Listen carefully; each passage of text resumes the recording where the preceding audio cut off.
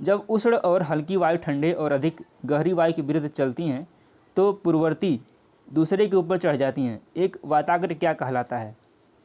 शीत वाताग्र, उष्ण वाताग्र, अवरुद्ध वाताग्र या फिर स्थिर वाताग्र? तो यह कहलाता है उष्ण वाताग्र। बी ऑप्शन बिल्कुल करेक्ट है। क्वेश्चन की जहाँ जो आवश्यकता होगी वहाँ क्वेश्चन की व्याख्या भी की जाएगी इस तरह से, इसलिए आप पेन और कापी जरूर लेके बैठें जिससे कि आप व्याख्या को नोट करते चलें। ध्रुवीय वाताग्र सिद्धांत किसके द्वारा प्रतिपादित किया गया था? इस क्वेश्चन में हम देखेंगे और इसकी व्याख्या भी करेंगे। वी जर्कनेस, फिट जारा, सा या फिर लेफ्ट? तो ये क्या था? वी जर्कनेस ने। ए ऑप्शन बिल्कुल करेक्ट है। अब देखते हैं इसकी डिटेल व्याख्या क्या है। वी जो जर्कनेस हैं ये एक नॉर्वेजियन भौतिक विज्ञानी और मौसम विज्ञानी, यानी कि जो ये भौतिक विज्ञान और मौसम विज्ञान के वैज्ञानिक हैं। ध्रुवीय वाताग्र सिद्धांत का संबंध चक्रवातों की उत्पत्ति से संबंधित है। चक्रवात घूमती हुई वायु राशि का नाम, यानी चक्रवात जो घूमती है ऐसे ऐसे, उसी वायु राशि का एक नाम है। इसकी उत्पत्ति दो प्रकार से होती है। आइए देखते हैं कौन कौन से प्रकार हैं। तो एक है उष्णकटिबंधीय चक्रवात, या इसी को बोलते हैं बल कीमक चक्रवात। ये आपको टर्मिनोलॉजी याद करना है। यदि पूछ दे उष्णकटिबंधीय चक्रवात को और किस नाम से जानते हैं तो उसको जानते हैं बल कीमक चक्रवात। ठीक है। और दूसरा जो है वाह्योष्ण कटिबंधीय चक्रवात, या इसी को बोलते हैं शीतोष्ण कटिबंधीय चक्रवात। ये आपके लिए शब्द नया है। वाह्योष्ण किसे कहते हैं? तो जो शीतोष्ण कटिबंधीय चक्रवात है उसी को बोलते हैं वाह्योष्ण चक्रवात। चलिए, उम्मीद है आपने इसको नोट कर लिया होगा। अगला जो हमारा क्वेश्चन है, प्रकाशिक क्षेत्र की गहराई कितनी मीटर तक के बीच होती है? 800 से 1000 मीटर, 200 मीटर तक, 500 से 1000 मीटर या फिर 1.5 किलोमीटर? तो इसकी जो गहराई होती है वो होती है 200 मीटर तक। बी ऑप्शन बिल्कुल करेक्ट है। और इसका मतलब ये है कि जो प्रकाश है जल या समुद्र में 200 मीटर की गहराई तक जा सकता है। इसके बाद आगे नहीं बढ़ पाता और जल के अंदर अंधेरा होता है। इसी कारण आपने देखा होगा जब भी जो गोताखोर होते हैं अपने सर पे एक लाइट लिए होते हैं जिससे कि उनको दिखाई दे। और कृत्रिम सांस, यानी पता है आपको ऑक्सीजन लेके जाते हैं। तो इस तरह से इसका आंसर ऑप्शन नंबर बी है, 200 मीटर तक। क्यूरोसियो है किस महासागर में देखी जाती है? अटलांटिक महासागर, प्रशांत महासागर, हिंद महासागर या फिर कोई नहीं? तो जो क्यूरोसियो धारा है यह देखी जाती है प्रशांत महासागर में। बी ऑप्शन बिल्कुल करेक्ट है। और यह कैसी जलधारा है? यह एक गर्म जलधारा है। ये भी पूछ ले कि जो क्यूरोसियो धारा है वो कैसी जलधारा है? तो गर्म धारा है। ठीक है, ये एक गर्म जलधारा है। ठीक है। इसका जो प्रवाह वेग होता है 3 से 5 किलोमीटर, 3 से 5 किलोमीटर समुद्री मील होता है। और सर्दियों में जो सतह का पानी है इसका तापमान 18 डिग्री सेंटीग्रेड तक होता है। ये भी आपको ध्यान रखना है कि जो क्यूरोसियो धारा है वो गर्म जलधारा है। तापीय ऊर्जा परियोजना निम्नलिखित में से किस पर कोई प्रभाव नहीं डालता? वायु प्रदूषण, भूमि प्रदूषण, ध्वनि प्रदूषण या फिर जल प्रदूषण?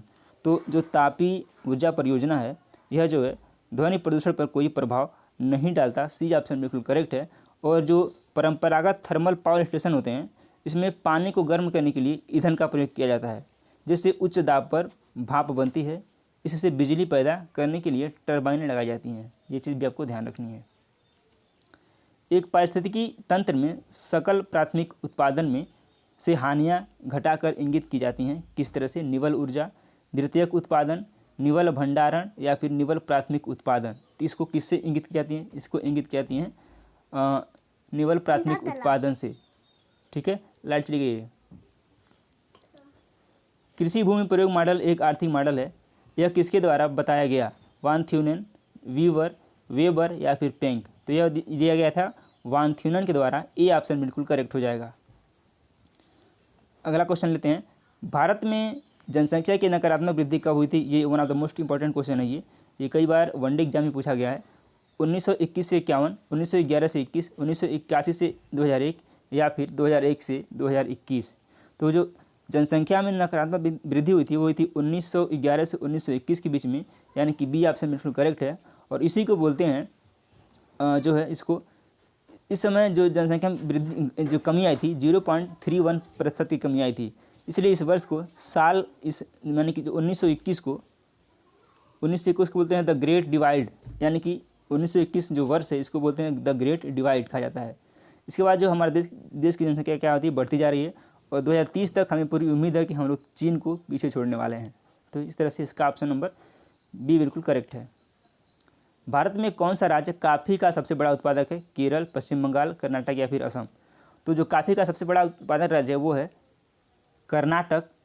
सी ऑप्शन बिल्कुल करेक्ट है। आइए देखते हैं कुछ फैक्ट को। जो कर्नाटक है, यहाँ पे एक बाबा बुदान पर्वत है या पहाड़ी है। तो 17वीं शताब्दी में बाबा बुदान द्वारा इसे अरब से लाया गया था और कर्नाटक के चिकमंगलूर जिले में बुदन पहाड़ियों पर इसको लगाया गया। देश का सर्वाधिक कहवा उत्पादक जो राज्य है वो कर्नाटक है तथा विश्व में सर्वाधिक उत्पादन में ब्राज़ील आता है। और जो सर्वोच्च कोटि का जो कहवा होता है उसे बोलते हैं अरेबिका, अरेबिका, ठीक है। और जो भारत का सर्वश्रेष्ठ काफ़ी है या फिर कहवा है उसको बोलते हैं रोबस्टा। जो भारत का सबसे सर्वश्रेष्ठ काफ़ी है उसे बोलते हैं रोबस्टा। तो इसको भी आपको ध्यान रखना है। अगला जो हमारा क्वेश्चन है, भारत में नगरीय बस्ती के लिए एक निष्कर्ष क्या है। तो जो भारत की नगरीय बस्ती है उसकी जो परिभाषा है वो है 5,000 से अधिक की जनसंख्या होनी चाहिए। अगला जो क्वेश्चन हमारा है, डेट्राइट किसके लिए प्रसिद्ध है।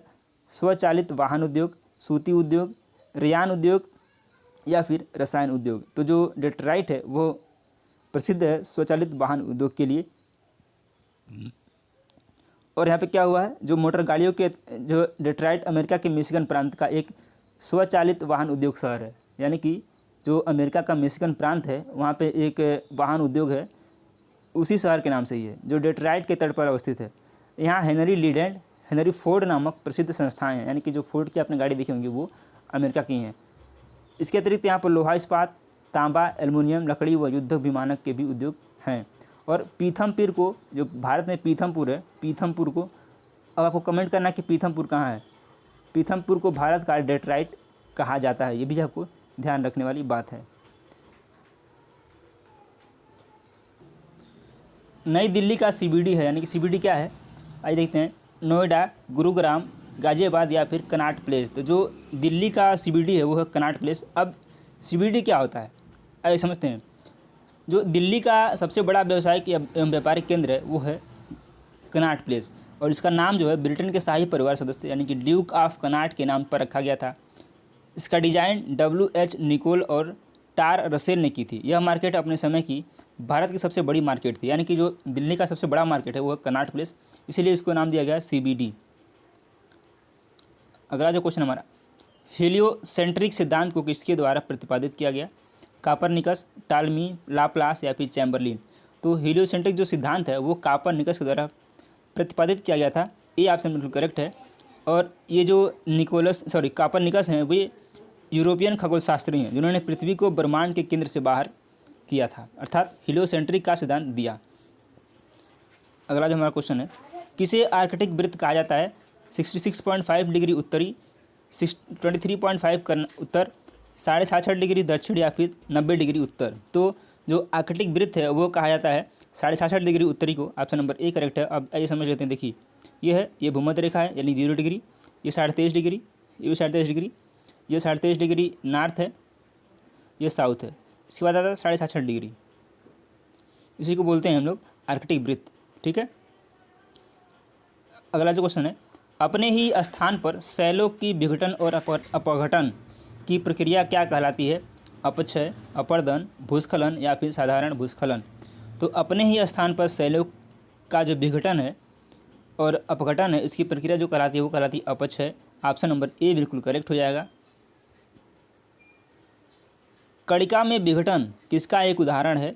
कणिकामय विघटन है, ये कणिका हो गया। कणिकामय विघटन किसका एक उदाहरण है। यांत्रिक अपक्षय, रासायनिक अपक्षय, पादप अपक्षय या फिर इनमें से कोई नहीं। तो जो कणिकामय अपक्षय है वो उदाहरण है एक आंतरिक अपक्षय का, ये ऑप्शन बिल्कुल करेक्ट है। अपक्षय वह प्रक्रिया है जिसके द्वारा पृथ्वी को सतह पर मौजूद चट्टानों में टूट फूट होती है। यानी कि जो पृथ्वी पर चट्टानें हैं, ठीक है, बड़े बड़े जो चट्टानें इनमें टूट फूट होती है उसी को बोलते हैं अपक्षय, ठीक है। यह अपर्दन से भिन्न होता है क्योंकि इसके टूटने से निर्मित भू पदार्थ एक जगह से दूसरी जगह नहीं जा पाते, क्योंकि चट्टान बड़े बड़े होते हैं, जब ये टूटते हैं तो एक जगह से दूसरी जगह नहीं जा पाते हैं। यही इसकी विशेषता है, यही अंतर है अपर्दन और अपक्षय में। अगला क्वेश्चन, मध्य कपासी किसका एक उदाहरण है। निम्न मेघ का, मध्य मेघ का, उच्च मेघ का या फिर उनमें से कोई नहीं। तो जो मध्य कपासी है वह क्या है, एक मध्य मेघ का उदाहरण है। और पृथ्वी से ऊंचाई के आधार पर बादल को 4 प्रकार या फिर 4 प्रकार, उच्च मेघ, मध्य मेघ, निम्न मेघ व ऊर्ध्वाधर मेघ के रूप में वर्गीकृत किया गया है, जिसमें मध्य कपासी मध्य मेघ का उदाहरण है। ठीक है, तो आपको याद रखना है कि जो बादल है यानी कि मेघ है उसको 4 प्रकार से डिवाइड किया गया है। निम्न मेघ, मध्य मेघ, उच्च मेघ और एक क्या है, एक है ऊर्ध्वाधर, एक ऊर्ध्वाधर मेघ है। ठीक है, 4 प्रकार से इसको डिवाइड किया गया है। कोपेन का जलवायु वर्गीकरण किस पर आधारित था? जलवायु दशाएं, वर्षा और तापमान, वनस्पति मंडल या फिर इनमें से कोई नहीं। तो कोपेन का जो जलवायु वर्गीकरण है वो उदाहरण है वर्षा और तापमान का। बी ऑप्शन बिल्कुल करेक्ट है। अगला जो क्वेश्चन हमारा है, एक संक्रमण क्षेत्र जहां पादप समुदाय प्राकृतिक रूप से एक दूसरे से मिलते हैं वो क्या कहलाता है? तो वह कहलाता है संक्रमिका। ए ऑप्शन बिल्कुल करेक्ट हो जाएगा। चलिए आगे बढ़ते हैं। पर्यावरण निम्नीकरण भारत में निम्नलिखित में से किस क्षेत्र में उच्चतम है? हिमालय, छोटा नागपुर पठार, मैसूर का पठार या फिर बिंद पठार। तो क्या है ये जो है उच्चतर जो है कहाँ पे है? छोटा नागपुर पठार ऑप्शन नंबर बी बिल्कुल करेक्ट है। और जो छोटा नागपुर पठार है ये भारत के सर्वाधिक यही है, और यह पठार झारखंड, उड़ीसा, बिहार और छत्तीसगढ़ में फैला हुआ है। झारखंड, उड़ीसा, छत्तीसगढ़ व बिहार में फैला हुआ है छोटा नागपुर का पठार। चलिए बढ़ते हैं आज के सीरीज़ की सेकंड लास्ट क्वेश्चन पे। ऊर्जा का पिरामिड सदैव कैसा होता है? उल्टा, सीधा, दोनों या फिर वन प्रणाली में उल्टा। तो जो ऊर्जा का पिरामिड होता है वो सदैव क्या होता है? सीधा होता है। बी ऑप्शन बिल्कुल करेक्ट है। और जैसे हम ऊर्जा के पिरामिड के ऊपर से नीचे की ओर बढ़ते हैं ऊर्जा कम होती जाती है। पिरामिड के प्रत्येक चरण में प्रवेश करने वाली ऊर्जा का 90% उपभोक्ताओं द्वारा उपयोग किया जाता है और केवल 10% जो ऊर्जा होती है वही संग्रहित होती है। ठीक है, यानी कि आप देखिए यहाँ पे जैसे ये गया, फिर इसमें गया, फिर इसमें गया, तो यहाँ 90% खत्म हो जाएगा, केवल क्या बचेगा? 10% ही बचेगा। यही होता है।